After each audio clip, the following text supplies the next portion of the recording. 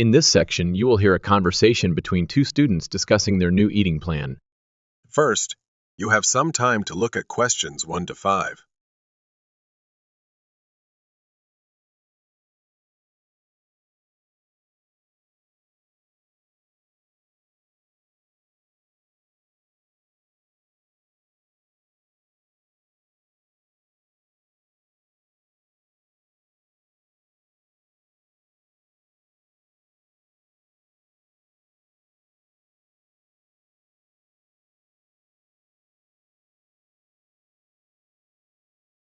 Now listen and answer questions 1 to 5. Hey Sarah, I know I've been eating too much unhealthy food lately, and I'm starting to gain weight. That's right. You've been having a lot of chocolate, pizza, and sugary drinks. With all that sugar, it seems like you're overindulging. I agree. I'm going to stop drinking those sugary drinks from now on. Great, that's an important part of the sensible eating plan we need to follow together. Yes, a practical plan that still allows us to have some sweet treats occasionally. But only rarely, and we'll need to cut out the pizzas and burgers. Well, maybe not totally. I thought you said we could have pizza once a week. No, I said once every 2 months. The weekly treat was ice cream, not pizza. I see. That's because you prefer ice cream. I'm more of a pizza person. John, if you want to lose weight, you need to be disciplined about both your food and your exercise. Okay, so twice a week jogging and hiking on Saturdays, right? No, hiking is on Sundays, and Saturdays are for lighter walking around the neighborhood. There are lots of nice walking trails nearby. Got it. So this Saturday we'll go to Pine Park? Yes, that's the plan for this weekend. Hill Park has great views, but it's too far to travel. All right. And for our regular meals, just salads every night? No, we want to have variety, salads, fish, lean meats, etc. The only constant will be the fruit juice. Before listening to the rest of the conversation, you have some time to look at questions 6 to 10.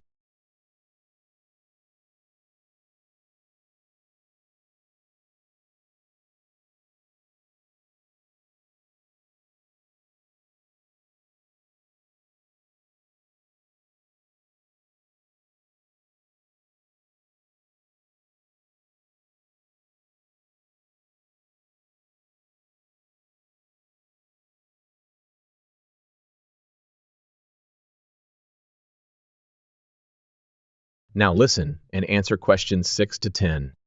I'd prefer more meat, but I know you're in charge of the plan. If you want to lose weight, you'll need to stick to this program. Okay? I'm on board. Now, you mentioned we can have a small treat 3 times a week, Tuesdays, Thursdays, and Sundays. Right. So what can I have on Tuesdays? You can choose between a small serving of chocolate, ice cream, or biscuits. I'll go for the biscuits. I love having them with my tea. You like them too, don't you? Yes, I do enjoy the biscuits, so I'll have those. I'll save the ice cream for later in the week. Good idea. That can be your motivator. Why don't you have the chocolate midweek instead? That could work, but I think it's important that we have different treats on those other 2 days. Okay. Well, then I'll have the ice cream on Thursdays and you can have the chocolate. Sounds good. That way we can share and compare our different snacks. Eating for fun. I like that approach. Exactly, the variety will keep us from wanting more. And you can have the chocolate on Sunday. But I really prefer the biscuits again. Can I have those instead? We already agreed you'd have the biscuits on Mondays, so we can't repeat that. Oh, come on. This isn't set in stone. I'd rather just stick to the biscuits. The whole point was to try different snacks, but if you really want the biscuits, we can do that. I'll stick to the original plan with the ice cream on the weekend. Sounds good. I'm a creature of habit, so the consistency works better for me.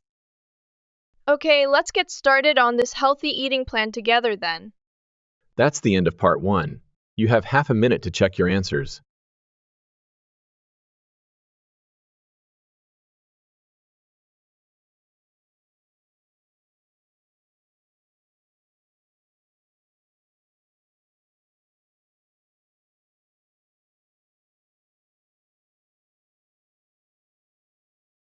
In this section, you will listen to a child care worker talking to some mothers about the good things about her child care center.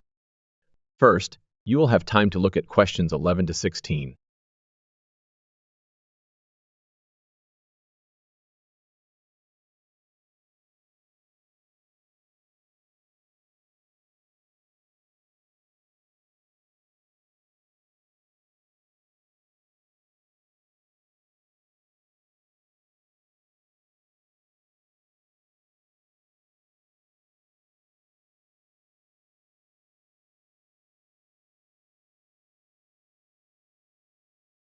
Now listen carefully and answer questions 11 to 16.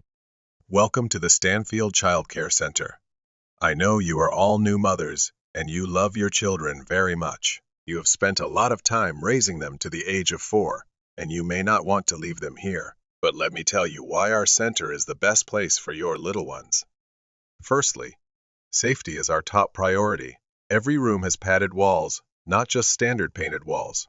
This ensures your children won't hurt themselves if they run around and accidentally trip. The padding covers all the corners, which are the areas most likely to cause bruises and cuts. So you can rest assured, your children will be very safe with us. But we don't just focus on safety, we also provide an excellent learning environment. Our staff are not only trained childcare workers, but they all have special skills they can teach your children. Whether it's the ABC, basic math, art, or physical education, our teachers are experts in helping your child develop their potential. We are particularly proud of our preschool literacy program and the wide range of educational toys we have.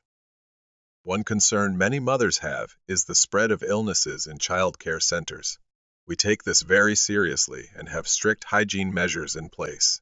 Unlike other centers that just use regular cleaning products, we disinfect every surface at the end of each day.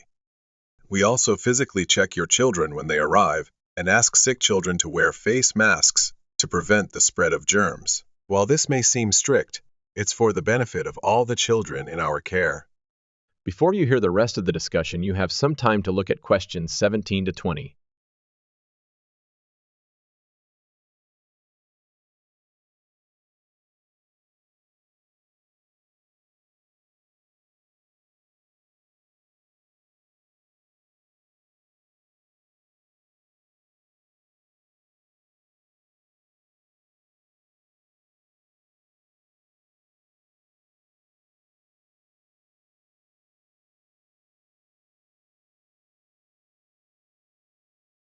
Now listen and answer questions 17 to 20.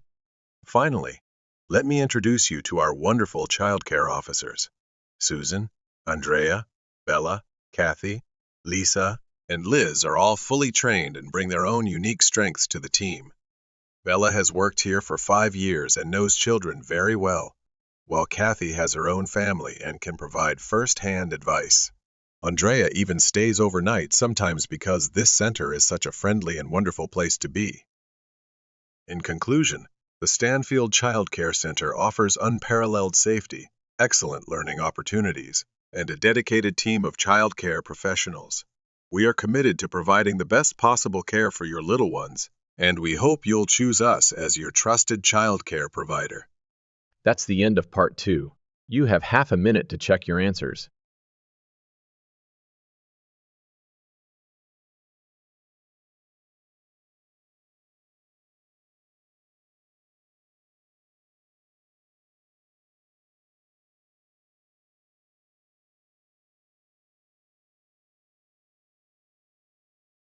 In this section, you will hear a conversation between a student and her professor about writing essays.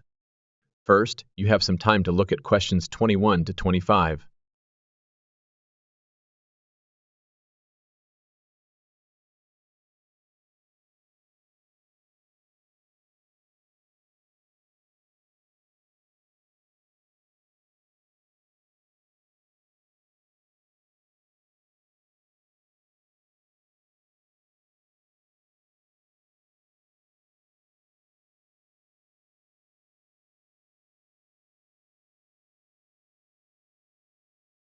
Now listen and answer questions 21 to 25. Hello, Professor. I'm here to discuss essay writing again. Wonderful. I'm always happy to provide assistance whenever possible. Is there anything specific troubling you? Yes, your previous guidance on writing summaries has been very useful, and I've been utilizing those summaries extensively to prepare my final master's thesis. However, I'm facing a few issues that I'd like to address. I see.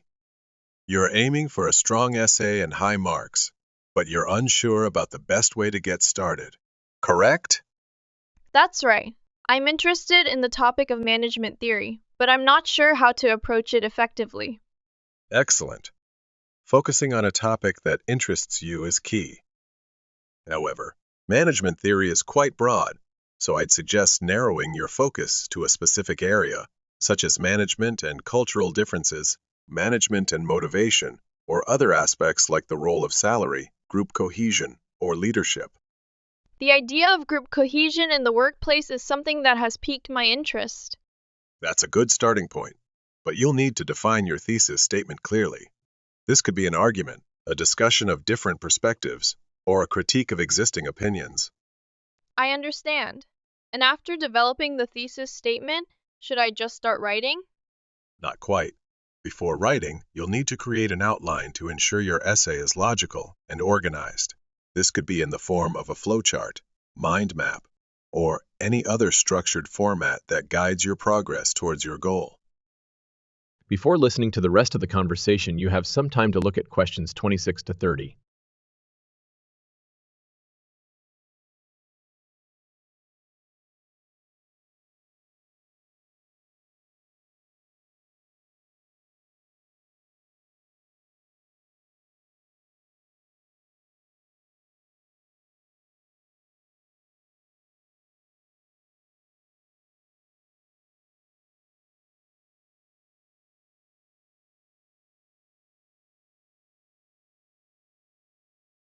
Now listen and answer questions 26 to 30. I see. Once I have the outline, my essay will be good to go? Provided you execute your plan as outlined, yes.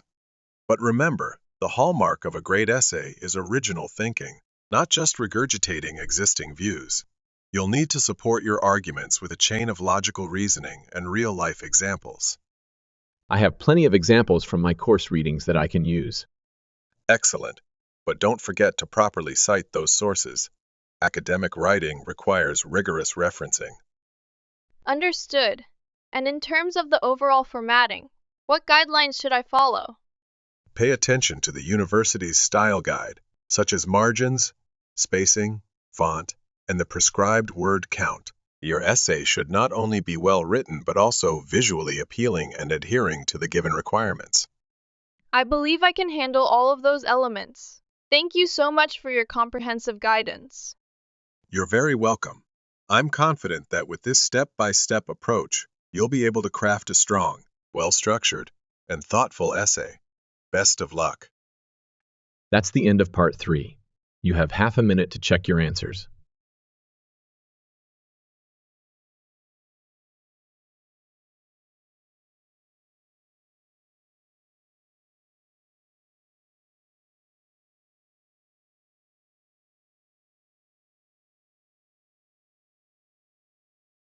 Listen to a lecture on the history of beliefs about the center of the solar system. First, you will have time to look at questions 31 to 33.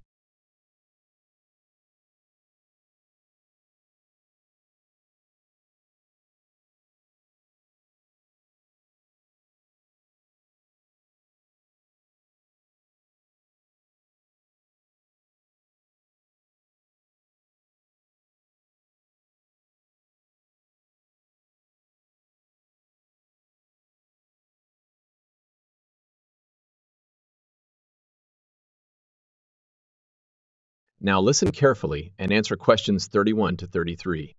At night, the stars seem to move around the Earth, rising in the east and setting in the west. The Earth feels solid, unmoving, and steady, leading people to naturally think the Earth is the center of the universe. This belief that the Earth is the center is called geocentrism, and all ancient civilizations concluded this. We now know the Earth revolves around the sun, called heliocentrism, but figuring this out took a long time historically. Way back in the 3rd century BC, A Greek astronomer named Aristarchus proposed heliocentrism, but his peers didn't support the idea. Throughout history, some individuals suggested the sun was the center, but no one listened because geocentrism seemed too logical to disprove.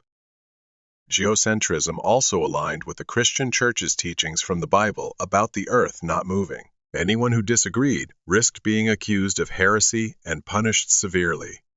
However, as the night sky was studied more closely, the simple movement of stars didn't seem so simple after all. Some stars wandered in patterns, reversed direction for months, and disappeared at times, called planets meaning wanderers. The positions of the sun and moon also shifted slightly over the year, and comets would appear and vanish. To predict planet motion accurately for naval navigation, increasingly complex mathematical models were needed, a sign something was wrong. Before you hear the rest of the discussion, you have some time to look at questions 34 to 40.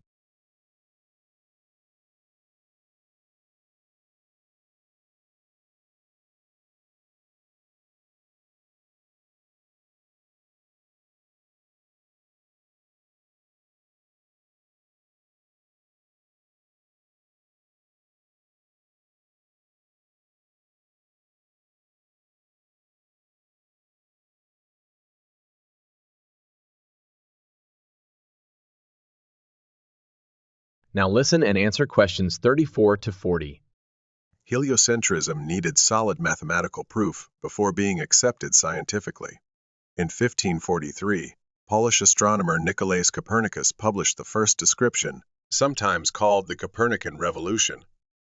Copernicus likely feared the Church's anger over his findings, so he waited till his dying year to release them. The book's preface by a church member also stated the model may not be correct, so there was no real revolution. The book got little attention for decades except angry dismissals from clergy. Later astronomers faced trouble too. The Italians Galileo and Giordano Bruno faced consequences for their views. Though ultimately heliocentrism spread across Europe despite opposition, it formed the basis for Isaac Newton's major work showing even the sun moved around a common center of gravity.